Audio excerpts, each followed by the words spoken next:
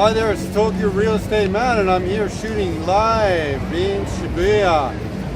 And today's video is about the response to my internet buddy, Former Fist. And first of all, I'd like to make a shout out to my buddy, Former Fist, and the great content he's been coming up with lately.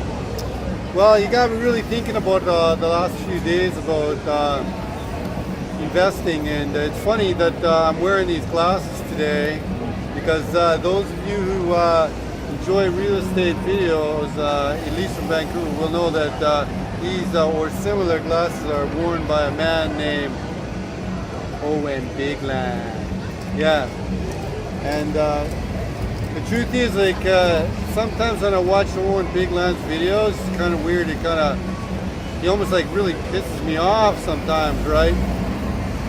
But he's so polished when he comes off, you know, like Owen Bigland here with the inside edge. But you know, the truth is, I think if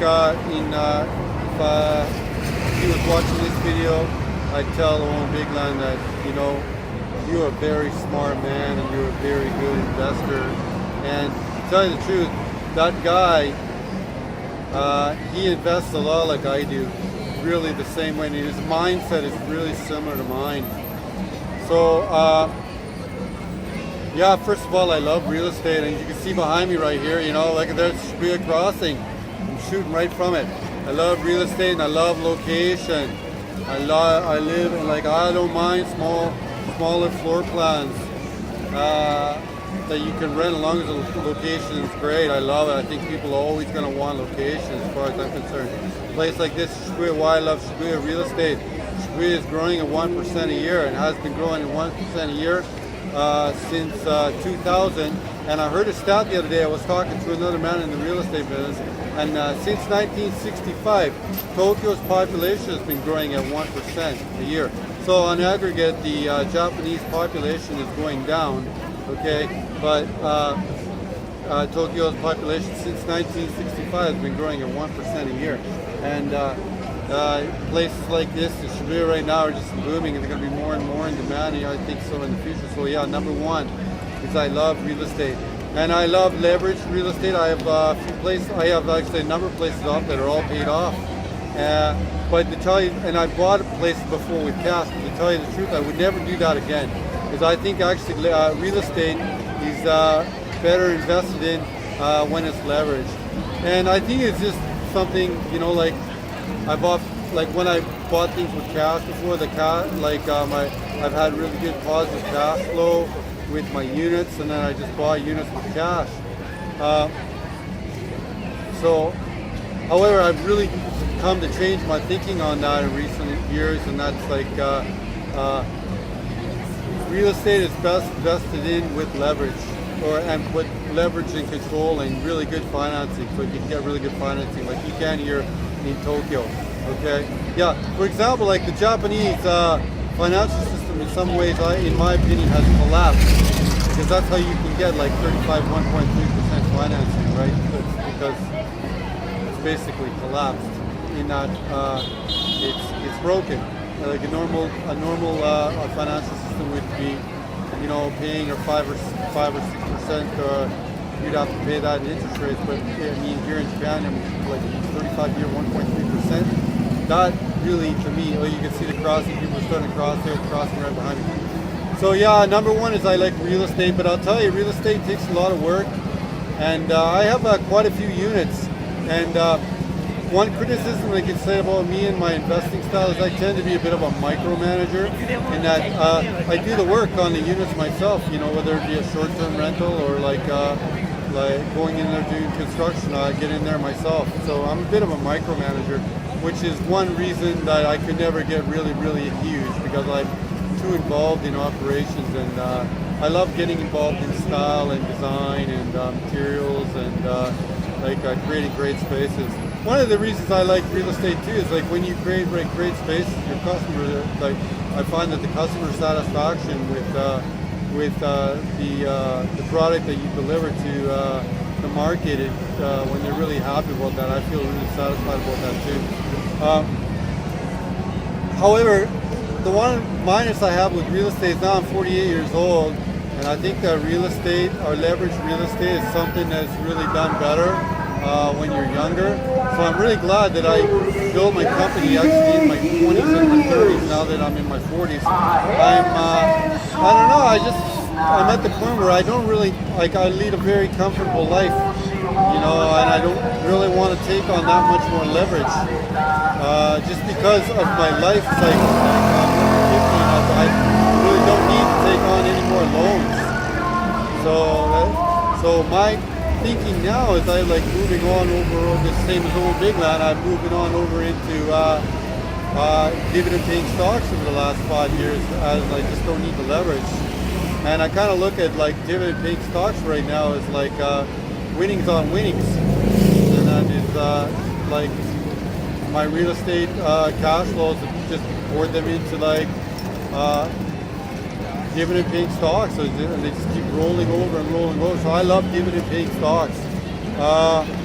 Yeah, people could say that the market is overbought, but I am very similar to old Big Land. I really don't really care too much about the price. I care about like the income that they're bringing in. That's why I like monthly income pairs.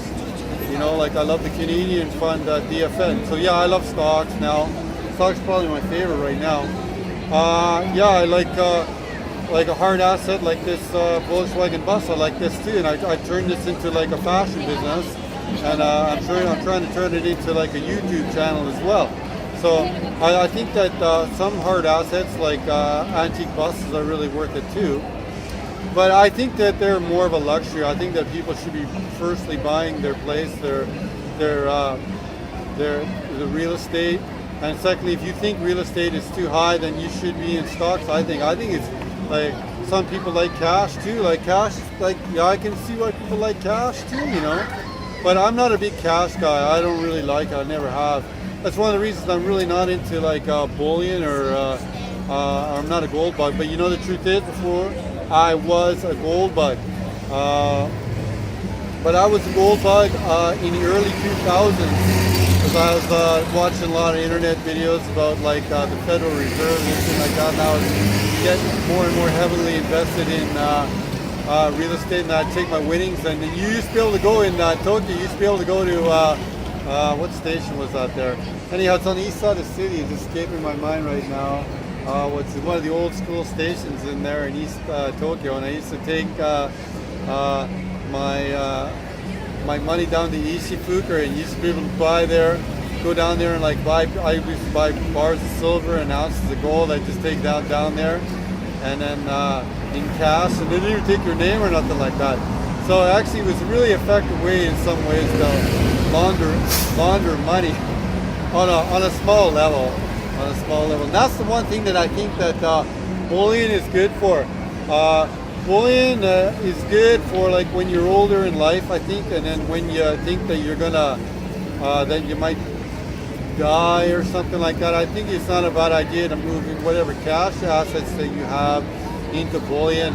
It's a really good way to pass wealth over to your family. Like if you have four ounces of gold and 4 kids, you could give 1 ounce to each, for example. I think it's a really good way of succession, and that's what like I think that like I'm in a very productive like stage in my life right now where I want my my assets working for me, whether that be like dividend-paying stocks or like here my fashion business here in Shibuya, which is interesting because this is another play on real estate because like I live right here in Shibuya, right, and I have parking right here in Shibuya, so this business with this van tries to leverage, it does. It leverages the location and the brand of Shibuya.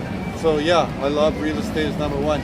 But yeah, I love producing assets, whereas coming back to the subject at hand here, which is why I don't think for me that bullion fits my my investment schedule for me right now, but I've done it before. And I made it was successful. But you know, when I bought my apartment that I live in right here, it's actually a really big penthouse. And when I bought it, it was a piece of junk, and I paid out so much real estate, like realtor fees, like to get the apartment. I paid like $50,000 in real estate fees. I don't know if I'm exaggerating. It was a lot of money. and I was like near broke. I had like not that much money, and the apartment was like in atrocious shape, right? So then I had like a couple of big bars. I had really big bars, like I had 320-ounce bars, and I put them in a taxi. I just put them in a taxi, and I drove on over to Ichifuku on the other side of the city, and I sold silver for cash. And yeah, I'm sure I made money. I bought most of my silver at around the $9 to $12 level. I don't know if you remember. I used to watch Don Harold's videos, man. And then Don Harold did this. I was a big fan of his. He did this one video at the time. It must have been about 10 years ago about silver's buy at like $9. And then I went on down to Ichifuku over there, and I loaded up on big bars of silver for about 6 months at that price point. And then, yeah, but eventually I did sell all my bullion, and some of it I sold in the 30s as it was going up and stuff like that. Yeah, so I did well by bullion, but it's really not my style any longer. Like, I'm just not into it because it's very unproductive. Like, even a band like this is way more productive than bullion. And I should tell you that I went through the 2011 earthquake here living in Tokyo. It was pretty scary, I gotta tell you. I can talk really brave right now, but at the time I was really, really scared and nervous about it. And yeah, Tokyo was out of action. Like, wasn't out of action. It was just kind of really scary place for 3 days because the nuclear, or maybe a week because of the nuclear plant was melting down, and everyone wasn't sure the way things were going to go, right? And there was like shortages of everything. But I was amazed. There was like no toilet paper, and there was a little bit. People were hoarding a little bit. No, not too much. People were pretty good. Like the stores were like, each of the stores were like creating rationing rules when you came to the cash register. No one could buy more than 2 loaves of bread or like 1 package yeah, people just taking pictures of my van right now, so I'm waving. Yeah, thanks. Follow Shibuya Republic on Instagram. And what happened, what I was amazed with is the speed of commerce, the speed of how fast commerce can react to shortages, which is like Gordon Gekko's greed is good. Like the fact that there was a high demand for toilet paper by the people of Tokyo or the people of northern Japan at that point in time, or like food or natto, or like the companies just fill that gap so quickly, man, because they want to make money. So I became less of a gold bug because of that experience. Like, even when I thought I would watch the news, I was trying to stop watching the news at the time because I was getting so freaked out. But I couldn't help it. I couldn't help to go to the news. It get me so nervous and freaked out. But even through all the like chaos and everything in a lot of people's head, like I saw like the society totally still operate. Like people in Japan, like I was freaking out because of the earthquake. I tell you, white people are the worst in earthquakes, man. We freak out the most. And but Japanese people don't, man. They're just totally calm. I remember going to one of the stations and the earthquakes or the tremors, the aftershocks, Japanese are called Yoshin. And there was like this tremor, and I'm just trying to buy a ticket. I was totally freaking out. But the lady behind the booth, I was just amazed how calm she was moving like that. It was really, really cool, really interesting. So I actually became less of a gold bug because I saw actually how quickly society, like prison day society,